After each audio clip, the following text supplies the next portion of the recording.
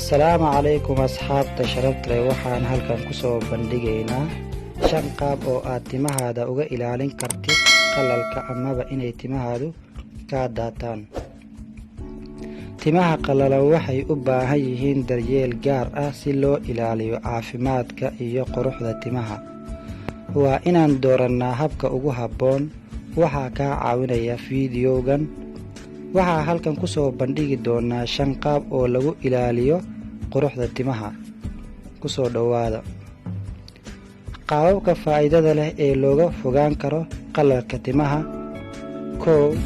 Bilowga waxa ugu muhiimsan marka la qabeysanayo waa in timaha lagu maydhaa biyo kuleel dhexdhexaad ah, maxaa yeelay biyaha aadka u kulul ee timaha lagu dhaqayo ayaa keena inay timuhu ka qalalaan amaba ay ka daataan. Lambar 2. Isticmaal shaambo una isticmaal timaha hadday ka qalalan yihiin. Lambar 3. Timahaada u isticmaal saliidda qabeyska kadib tinto qoyan. Waxaa jira saliido kale oo badan oo waxtar leh oo aad ka heli kartid farmashiga. Waxaad u adeegsan kartaa saliidda timaha loo adeegsado 2 saac ama 3 saac ka hor intaadan qabeys gelin.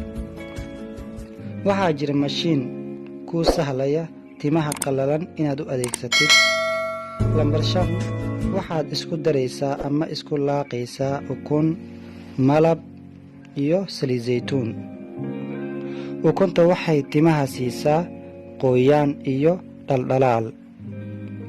Malabkana sidoo kale wuxuu sameeyaa qoyaan timaha dhaqaajiya amaba kobciya. Sidoo kale saliid saytuunta waxay ka caawin kartaa jilcinta iyo nafaqada timahaada. Waxaa soo qabanaysaa ukunta kuna shub weel ku habboon, kadibna ku dar 1 qaado oo malab ah. Waxaad ku daraysaa oo kale 1 qaado oo saliid saytuun ah.